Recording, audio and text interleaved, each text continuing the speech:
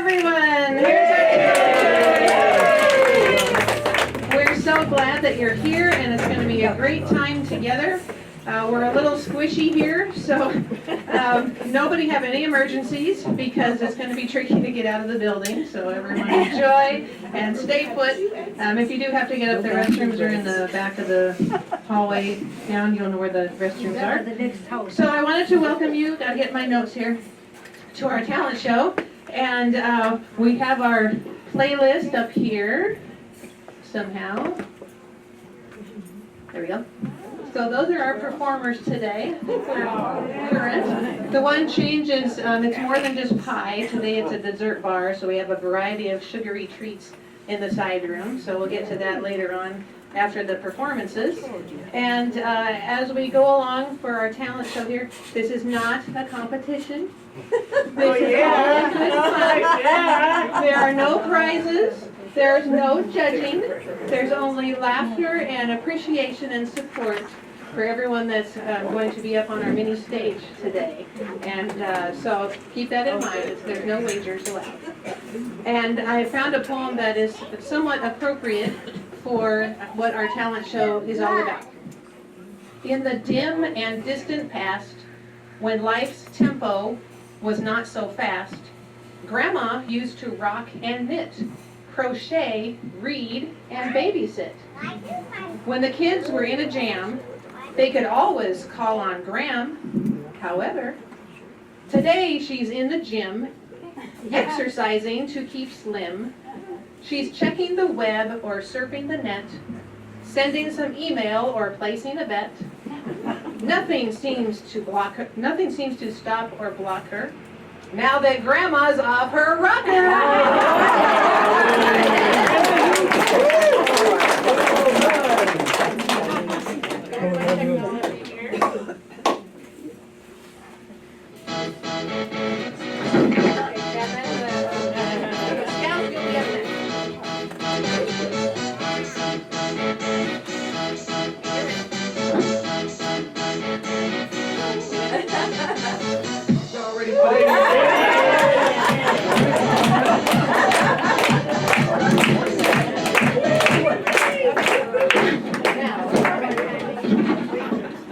Okay, so our first act will be our Vashon Cub Scouts.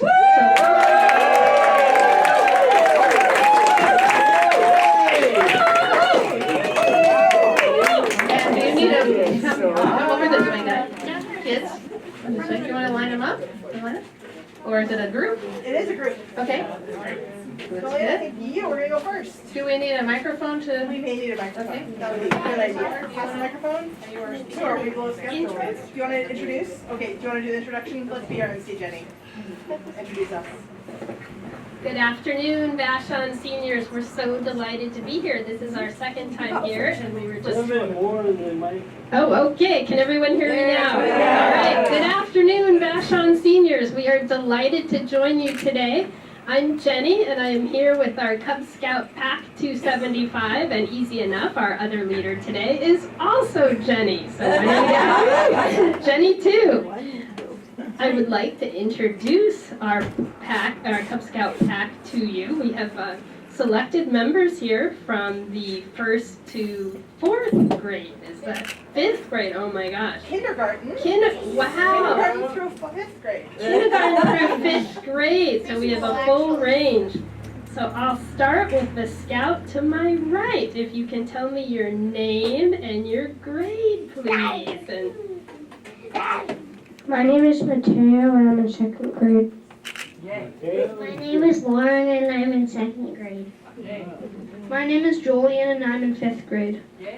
My name is Wilput and I'm in 2nd grade. My name is Sam and I'm in 2nd grade. My name is Thomasina and I'm in kindergarten. And his name is Wilfred, and he's the younger sibling who likes to tag along. Okay, we're going to start off with Julian. The Scout Oath and Law.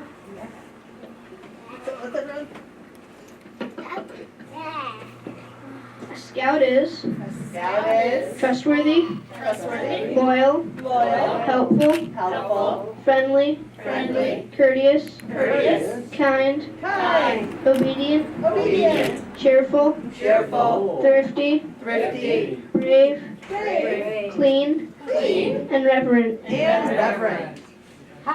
And Now let's keep the three together. on my honor, On my honor, I will do my best I will do my best to do my duty to do my duty to God and my country to God and my country and to obey the Scout law. and to obey the Scout law. To help other people at all times, keep myself physically strong, Keep myself physically strong, mentally awake, mentally awake, and morally straight. and morally straight. Okay, for our next reading, we will have Mateo Volk, who will be reading a poem that he has selected for you.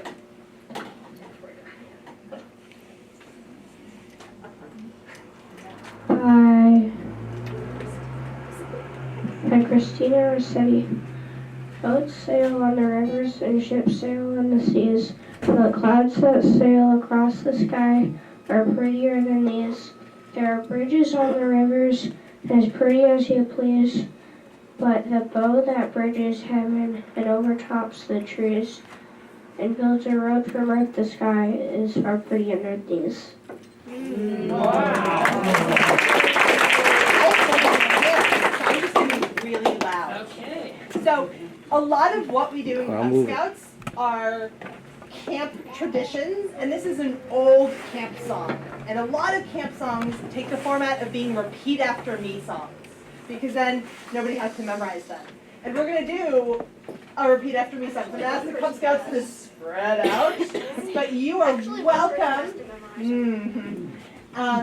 We're gonna spread out, make sure everyone has space, and then we're gonna invite you to follow along. You can stand up if you'd like, or you can do your motions from a seated position. It all works, because our Cub Scout motto is to do your best. All right, so we're gonna start. Everyone has some space? Okay. The Princess Pat. The Princess Pat Lived in a tree. lived in a tree. She sailed across. She sailed across The 7 seas. the 7 seas. She sailed across. She sailed across The Channel too. the Channel too.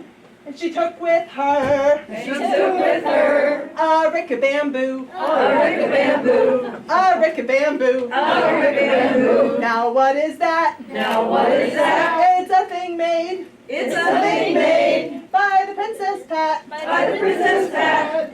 It's red and gold. It's red and gold. purple too. And purple too. That's why it's called. That's why it's called a rick of bamboo. a rick of bamboo. The Captain Jack The Captain Jack had a very fine crew. had a very fine crew. They sailed across. They sailed across the Channel too. the Channel too. But their ship sank. But their ship sank. And yours will too. And yours will too. If you don't bring If you don't bring a rick of bamboo. a rick of bamboo. A rick of bamboo. A rick of bamboo. Now what is that? Now what is that? It's something made. It's something made by the Princess Pat. by the Princess Pat. It's red and gold. It's red and gold. And purple too. And purple too. That's why it's called. That's why it's called a rick of bamboo. a rick of bamboo. Now the Princess Pat Now the Princess Pat saw Captain Jack. saw Captain Jack. She reeled him in. She reeled him in. She brought him back. She brought him back. She saved his life. She saved his life. And his crews too. And his crew too. And you know how. And you know how. With the rick of bamboo. With rick of bamboo. And if you want to know what a rick of bamboo really is, it's actually the regimental flag of the regiment started by the Princess Pat of Connaught. And we like to think that it might be as useful as our neckerchiefs, which you can use to do all kinds of first aid type of scenarios that we are learning about. So for our final act for you today, I'd like to ask Thomasina to come up. And I'd also like to have a show of hands for any October birthdays in the room. Any October birthdays? Okay, just one? Another one over here. Okay, and what is your name? Me? I'm Jane. Okay, Jane Joanne. and Joanne. And Susie. Jane, Joanne, And Nicholas. and Nicholas. And Deirdre. Okay, can we remember those? And Rupert. And Jenny. And Thomasina. All right, let's start off. Happy birthday to you. Happy birthday to you. Happy birthday, dear Jenny, Thomasina, Rupert, James, Stephen, Nicholas, happy birthday, everybody, to you.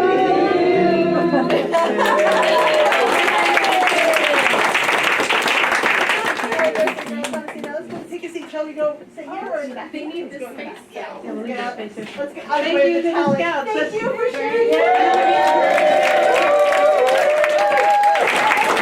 We hope to see them again and again. Please, way back.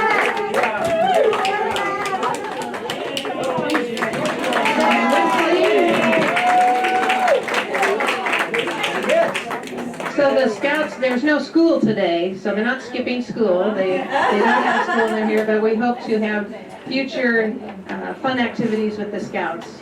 Wesley? Don't sit down. Wesley, you're up. All right, let's put it in for Wesley. What am I supposed to do? I believe you're juggling today? Okay. Okay. Okay.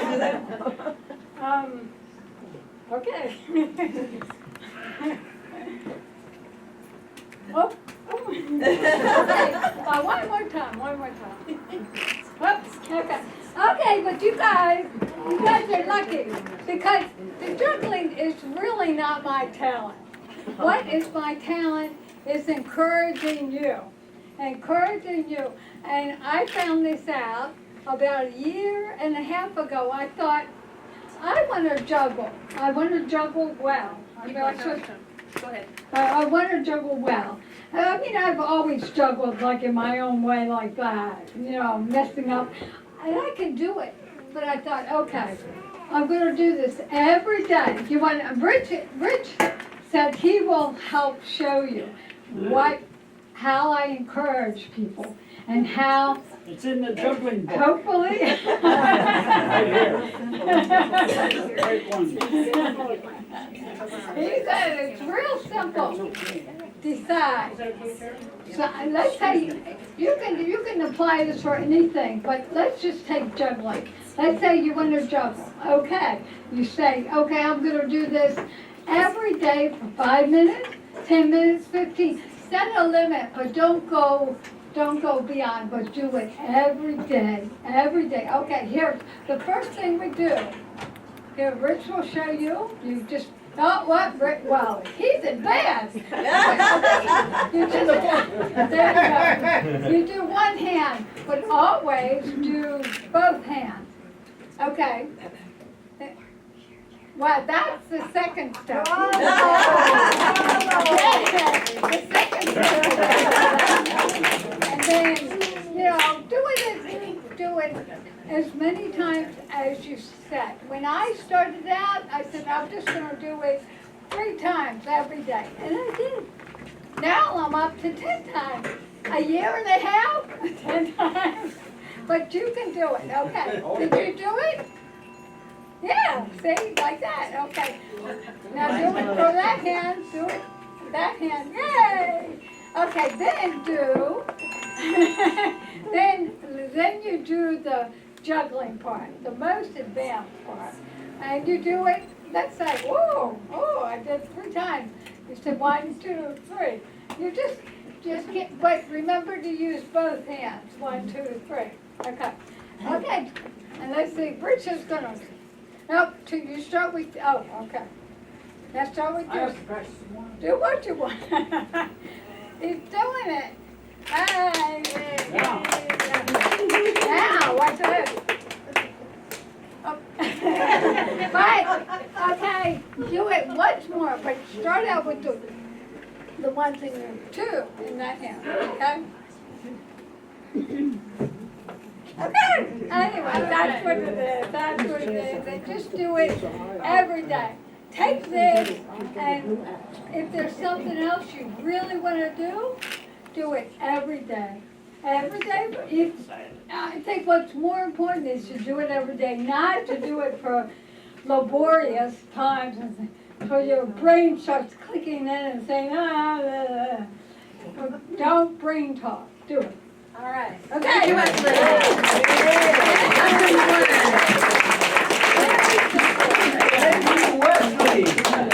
Thank you, Rich. Now remember that, you can learn something every day, never too late. So we have a joke or a story about Francis Eikenberry, I believe, is that right, Keith? Keith, you're up next. Good. Okay, so you can stay where you're at. I'm gonna hand the microphone, hold the microphone for you, Okay. and you go ahead and talk. Oh, thank you. That's all right. I don't look so good anymore, so I can't look you in the eye, so I'll do it from here. Years ago, there was a great old lady, great gal here. Her name was Frances Eikenberry. She was 99 years old, and she was born on Christmas Eve. And she was very regular. She used to sit next to me all the time, and so we became good friends. And she also, every Tuesday night, she would go to the Toastmasters, and they always had some kind of a theme for the evening that they'd have to all participate in. And this one evening that she was supposed to tell a story or a joke, and she told the story, and it's a classic. It was a story about this fellow that died, went to heaven, and he got there, St. Peter was at the Golden Gate, and he told the gentleman, the guy that passed away, he couldn't get into heaven unless he answered 3 questions. First question is, how many teas are there in a week? And the second question is, how many seconds are there in a year? The third question is, what's God's first name? And so the answers were, there are 2 teas in a week. There's today and tomorrow. And then there's 12 seconds in a year. There's January 2nd, February 2nd, March 2nd. And then he said the third question is, God's first name was Andy. Do you remember when you were in Sunday school, you used to sing, and he walks with me, and he talks with me, and he tells me I am his own.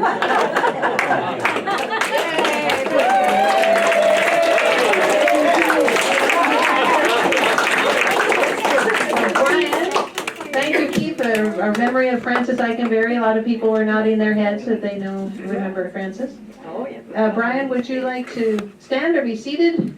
I think seating is a very good place for All a right. man who's 84 years old. So I'm just going to have you be staying right there. Yeah, And hold this.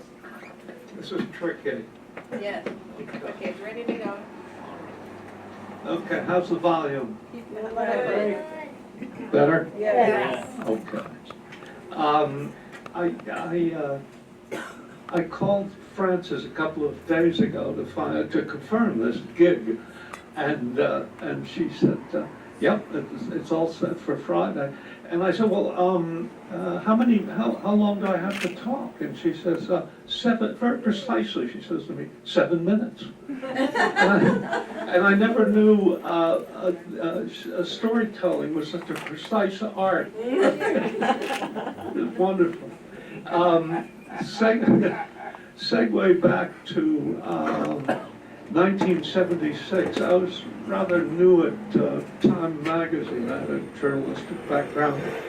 And the publisher of Time Magazine asked me, he said, I'd like you to introduce a poet, in fact, he was a poet laureate of New York that of America that year in 1976. He said, I'd like you to introduce him. And I thought, my goodness. And so the gentleman's name, he was a Southern writer named James Dickey. I don't know if any of you recall him. He's a very good poet. And he won the Pulitzer Prize for poetry. And then a short time thereafter, he tried his hand at a novel. He wrote a very popular novel called Deliverance. And it was one book of the month. And then they turned it into a film by the same name. And he was a screenwriter along with, he collaborated with another screenwriter named Stephen King. He's that writer that can terrify you to death. He writes the scariest stories ever. Anyway, I brought along a couple, beware of lecturers who show up with props. This is very dangerous. This is, yeah, give me this one. This is Jim Dickey in the policeman's uniform, and they're on the set of Deliverance. And the other fellow looks like he's right out of Hollywood, doesn't he? He's a young Stephen King. And they collaborated with it. And then James Dickey, he had a walk-in part on the film. He's the local sheriff, and so he actually had some screen time, and he's a wonderful character in this scene. I do a bad imitation of him, and apologies if there are any Southerners out there. My accent is by association. He would in this scene he's looking in the window of John Voight's car and Burt Reynolds, and a murder has taken place up in the hills of this very backward part of Georgia. And he said, James Dickey says something like, I know you boys did something bad up there in that part of the woods. And he said, there's a lot of people here who think the people who are no longer with us shouldn't be with us.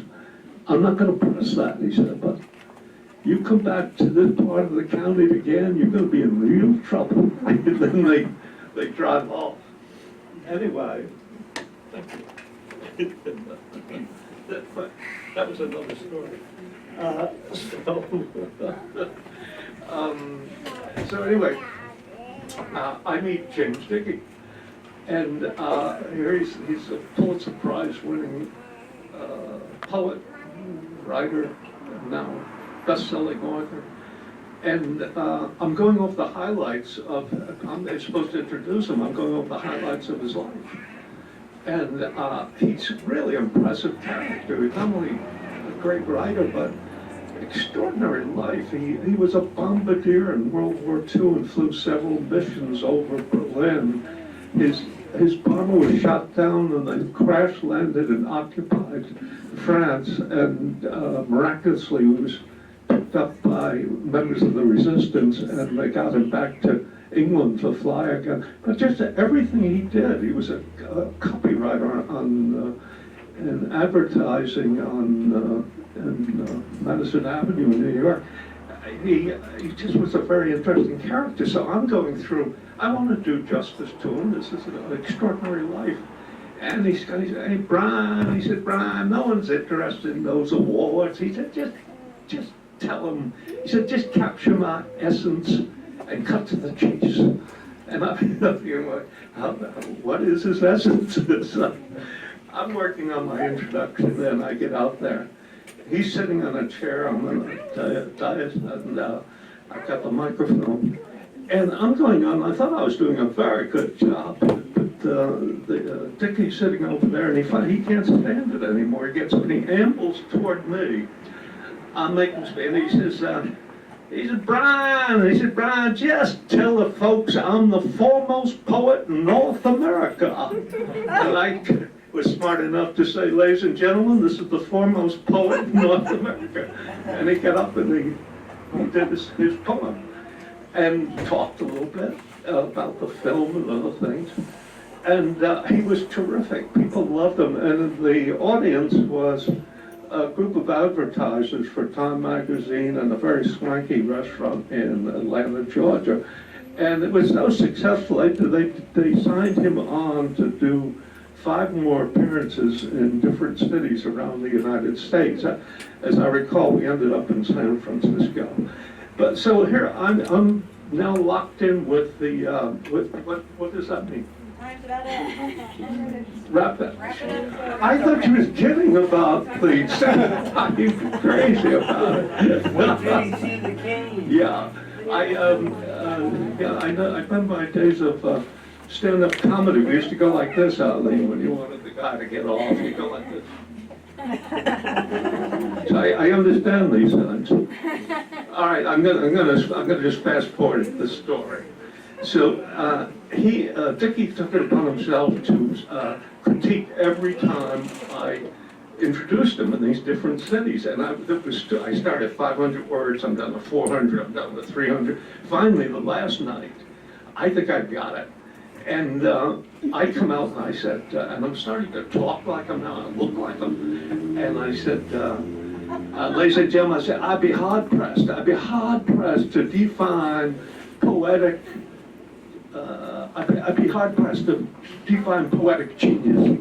I said, but I know it when I hear it. Jim Dickey, get your ass up here. And the applause goes crazy. Dickey comes out, gives me the thumbs up. And that was my last attempt to introduce someone in a lengthy fashion. Listen, I'm smart enough to know when to get off the stage. Thank you.